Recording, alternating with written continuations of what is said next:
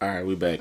This time, I want to get into the fighting nerds. Like, especially after uh, Rufy's performance last week. That was incredible. The fighting nerds are now like 18-0. So I was just, getting a video out to kind of show what they all do. And we're going to start with Kyle.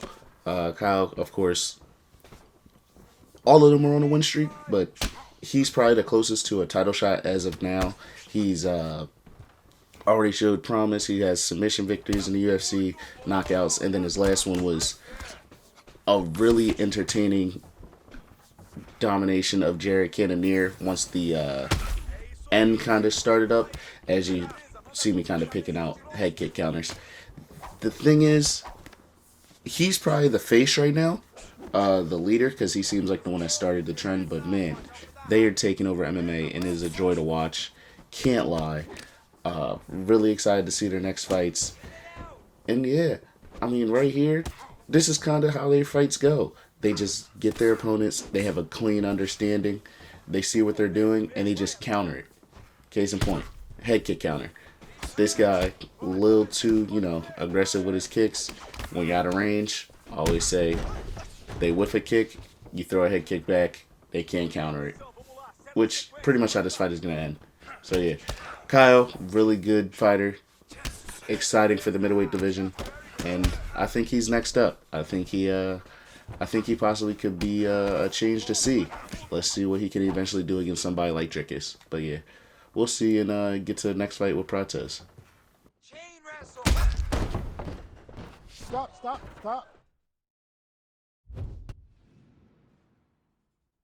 You ready to fight? Ready. Let's do it. Now, Prates, my personal favorite of the fighting nerds. Everybody likes somebody different. A lot of people like Kyle. A lot of people like Silva, Rufy. Me, personally, I like Prates. I love Muay Thai striking. One thing with him is he's just powerful and he's sharp. Like, everything he does is like the perfect technique. He keeps distance well. He doesn't kick inside the pocket, which somehow we still see people do in the UFC. He uses his knees well. He counters well. His left hand is like a piston. I don't know why, but people just get countered by it well. And then he doesn't even have to hit you hard. He just hits you clean and you go out. Case in point was more so with Neil Magny. Neil Magny, I didn't even understand what hit him at first. Like, it looked like he ducked and he went down. But in reality, that left hook clipped him on the top of the head and he was done. So, yeah, Prates is just more of a dynamic, dangerous striker. Whereas, I guess Kyle is more all around. Gene Silva is also all around, but dangerous as a striker. Oh my gosh. Got Usman.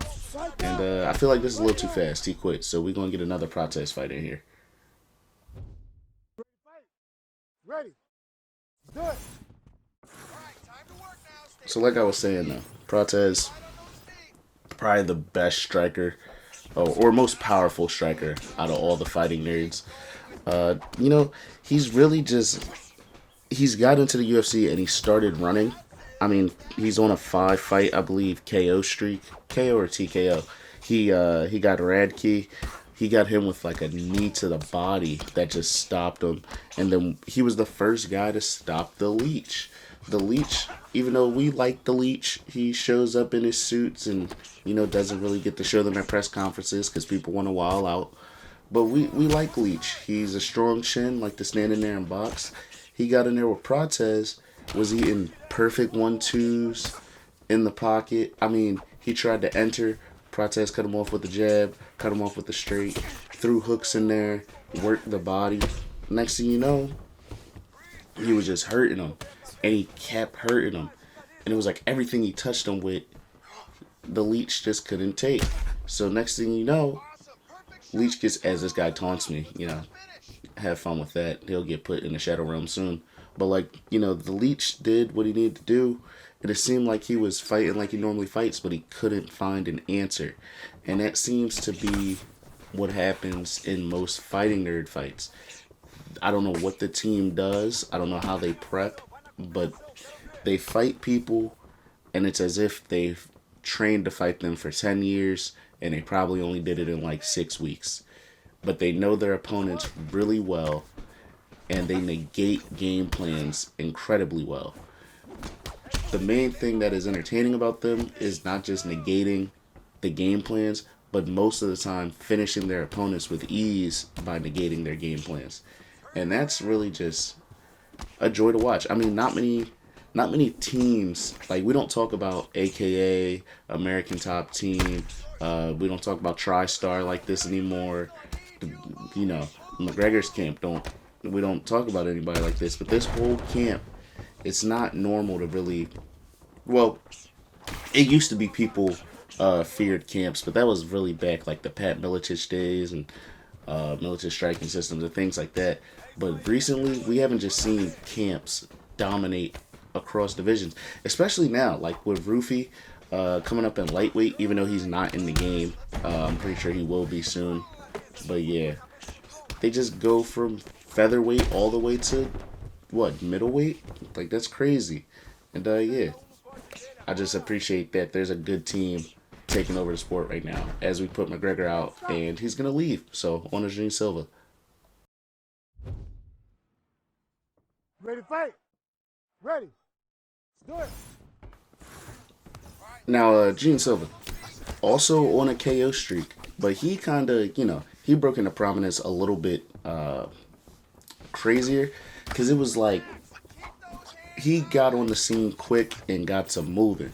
Like, he was at featherweight and he got Jourdain, and then next thing you know, you think it's going to be somewhat of a competitive fight, and he just whooped him. Like, he put Jourdain down with ease, got him hurt, and then in the second round just gets him bad, and it's like, what's going on? Who's this guy? And then within like 2 weeks, I think it was, he jumped up and fights Drew Dober, who we all know for having a crazy chin, and he puts Drew Dober out. And that was on the, I think that was on the Rose and Cortez card. But yeah, he puts Drew Dober out. And it's like, what's going on? Like, what is going on in this fighting nerd camp to where he is a part of a team that just does people rude? Like, they get people gone and they master the ways to beat their opponent. It's like, what are they doing in the fighting nerds camp? And they all get finishes, whether it's TKO, submission, like, it doesn't matter. They know how to finish their opponent and make it look easy. We haven't really seen anybody. I mean, the Cannonier fight was kind of back and forth, and then Kyle just kind of turned it on and got Cannonier to where it was like, oh, this fight is over. Like, he won.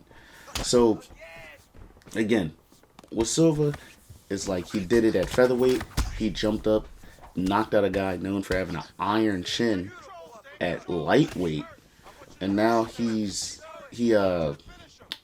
goes and he gets like a filler opponent, because we're looking at him to get an opponent, and he got like that filler opponent where we're like, we're not sure who this guy is, and he does what you're supposed to do. You go in and you beat the hell out of that boy, and he KO'd him in like what did he beat him in? He beat him in like 3 minutes or something like that, or was it a minute or was it 3 minutes?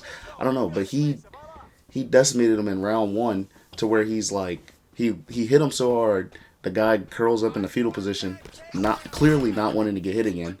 Gene Silva's just standing over him, looks at the ref like, it's over, right? The ref says no. He drops on him, starts dropping like 12-6 body elbows, putting like pain in, just putting pain on people. And, it's really just crazy how it's a great team right now. And I'm excited for where they go. I mean, it seems like they're all striding for the title picture. Protez is probably like a fight away. Well, no, he's got Jeff Neal coming up. Kyle, I'm not sure who he has coming up, but he's close to the title picture. And Gene Silva, he got the crazy thing going up. He's fighting a top 10, featherweight. I think maybe still top 15, definitely. And Bryce Mitchell, who, polarizing figure. He's got fans on a side of the coin. He's also got people that don't agree with him on the more majority side of the coin. But hey, people are looking for that fight because of all the controversial things Bryce Mitchell said, we're going to focus on the most controversial one, which is who doesn't want to see a flat earther get knocked out. We're not going to touch the actual most controversial one. I'm not getting demonetized. You know what I'm saying? We're not getting this video shadow banned. But yeah, Bryce Mitchell going to go in there, and if he gets a hold of Gene Silva, I mean, don't get it twisted. He could sub Silva. But based on how the fighting nerds prepare, I doubt that happens. I doubt it doesn't just go in there and become a really clean fight where he just shows the striking advantage. Because everybody has deficiencies. So eventually we're going to get to a fight where someone can slow them down. Like with Ilya running to lightweight and vacating the title after beating, the greatest featherweights of our generation. If we get a fight of Rufy and Ilya too early, Ilya will probably beat the hell out of Rufy. But it's entertaining on paper. It's entertaining on paper right now because of our excitement and how things go, but I'm not going to push for crazy fights because, as I said, there still are levels. Like, I'm not going to jump and say Rufy goes from Bobby Green and then be like, well, give him Islam. Like, no, I'm not doing that. I'm not saying give Kyle Dricus Duplessis. I'm not saying give Prates below. Actually, give Prates below Muhammad for one round. I just want to see something. But I mean, with the way this is going, Gene Silva's probably closest to a title. I mean, closest to being like at a champion level because smaller guys tend to be more technical. If somehow Volk doesn't win the belt back, then Gene Silva I could see actually beating Diego Lopez out of all the champions where the fighting nerds are in divisions. Gene Silva's probably the closest in skill to the champion. Like, I think Dricus is a top tier champ right now. I don't really see many ways to beat him. Like, he's got cardio power and stuff like that. So, yeah, and Prates is a Muay Thai guy that has lost. I mean, he will reach a level to where he probably will get a really close fight. That's why I'm saying, even though I think he goes through Jeff Neal next fight.